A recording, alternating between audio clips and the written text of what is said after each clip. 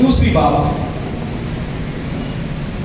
جب ہم دنیاوی طور پر سوئے رہتے ہیں، ویسے ہم جاگ رہے ہیں لیکن کبھی دعا نہیں کی، روحانی طور پر ہم جو ہیں وہ سوئے ہوئے ہیں۔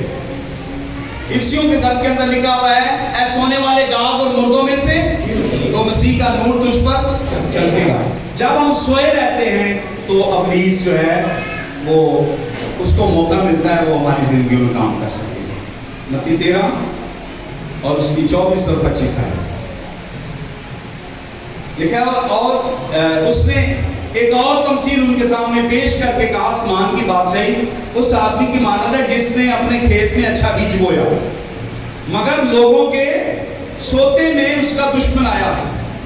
یہ دشمن ابلیس جو ہے یہ ہماری زندگی میں جب ہم جاگتے ہوں گے، جب ہم ہوشیار اور بیدار ہوں گے، اس وقت یہ ہماری زندگیوں میں نہیں آئے، اس وقت یہ ہماری زندگیوں میں کام نہیں کر سکتا جب ہم روح میں بیدار ہیں یا دعا کرنے میں بیدار ہیں۔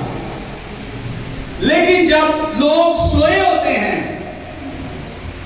تو تب یہ دشمن کیا آتا ہے، مگر لوگوں کے سوتے میں اس کا دشمن آیا اور گیہوں میں کڑوے دانے بھی بو گیا۔ 39ویں آیت دیکھتے دشمن کون ہے۔ جب یسوع نے یہ تفصیل بھی انہیں گھر جا کر سمجھائی شاگردوں کو، تو یسوع نے ان کو 39ویں آیت میں بتایا کہ یہ شریر کون ہے۔ جس دشمن نے ان کو بویا وہ ابلیس ہے۔ وہ کڑوے دانے جو کھیت میں بوئے گئے ہیں وہ دشمن کون ہے؟ ابلیس ہے۔ اور جب لوگ اور مالک سو رہا تھا تو اس وقت جو ہے وہ کڑوے دانے بو کر چلا۔ جب ہم روح میں بیدار نہیں ہوتے، جب ہم دعا میں بیدار نہیں ہوتے، پھر ابلیس جو ہے وہ لوگوں کی، جو لوگ ہمارے ساتھ بلائی بھی کر رہے ہوتے ہیں، جو ہمیں باتیں اچھی بھی لگ رہی ہوتی ہیں، کبھی کبھار وہ بھی ہمیں کڑوی لگ رہی ہوتی ہے، کیونکہ ابلیس ہمارے دل کے اندر ایسے خیال اور ایسے وسوسے ڈال دیتا ہے، میں نہیں بچنا ہے، میرا کھانا خراب ہو جانا ہے، میں جو ہے وہ کبھی ٹھیک نہیں ہوں گا، اور اچھی باتیں بھی جو ہیں وہ ہمارے دل کے اندر بری بن جاتی ہیں، کیونکہ ہم دعا میں بیدار نہیں ہیں، ہم روح میں بیدار نہیں ہیں، اس لیے ابلیس کو موقع مل جاتا ہے۔ کیونکہ جو سویا رہتا ہے، جو روح میں بیدار نہیں ہے، جو روح میں جاگتا نہیں ہے، ابلیس اس کے دل میں کڑوے دانے ہو جاتا ہے، اس کو موقع مل جاتا ہے۔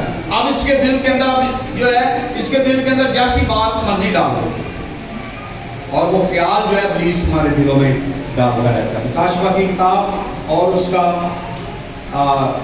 16واں باب اور اس کی 15ویں آیت دیکھیں ذرا۔ مکاشفہ کی کتاب اور اس کا 16واں باب اور اس کی 15ویں آیت، 16 کی 15۔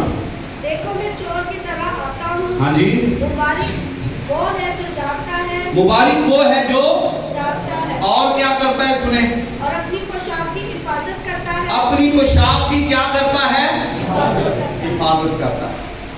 آپ سب جانتے ہیں، ابھی ہم سب نے جو ہیں، ابھی ہم جاگ رہے ہیں تو ہمارے لباس کیا ہیں، ایسا بات کو سمجھنا ہے۔ ابھی ہم جاگ رہے ہیں، جاگنے والے، کام کرنے والے لباس اور ہیں، لیکن جیسے ہی ہم نے جا کے سونا ہے تو ہمارے لباس چینج ہو جائیں گے۔ اور ابلیس کیا کرتا ہے، جب ہم سوئے ہوتے ہیں تو سب سے پہلے ہمارے لباس غائب کرتا ہے، تاکہ جب یہ اٹھیں تو پھر ان کو وہ لباس، لکھا ہے مبارک ہے وہ جو کیا کرتا ہے، کیا کرتا ہے جی، جاگتا رہتا ہے، جو جاگتا رہتا ہے۔ تو جاگتا کیوں ہے؟ تاکہ اپنی پوشاک کی حفاظت کرے۔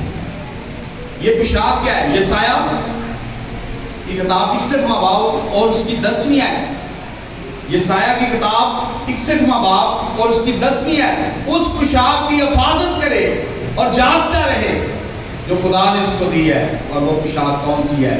یسایہ 61 اور اس کی 10ویں آیت پڑھ دیں۔ میں خداوند سے روز شادمان ہوگا، جی، میری جان میرے خدا میں مسرور ہوگی، میری جان میرے خدا میں مسرور ہوگی، کیونکہ اس نے مجھے نجات کے کپڑے پہنائے، کیونکہ اس نے مجھے نجات کے کپڑے پہنائے ہیں۔ ہمارے جو پوشاک ہے وہ نجات کی پوشاک ہے۔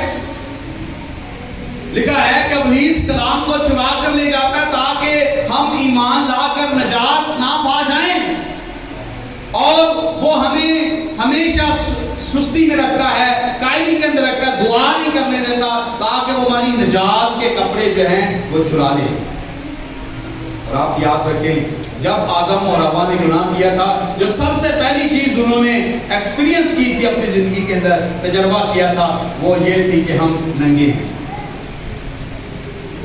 ताकि इब्लीस आपकी निजात के कपड़ों को चुरा सके। वो पोशाक जिसके लिए हमें जागते रहना है, वो निजात के कपड़े हैं जो खुदावंद ने हमें पहनाए। और लिखा है, बस तू जागता रह ताकि तू अपनी पोशाक की हिफाजत कर सके। और जब हम जागते नहीं रहते, इब्लीस आता है और हमारी पोशाक को चुरा कर ले जाता है।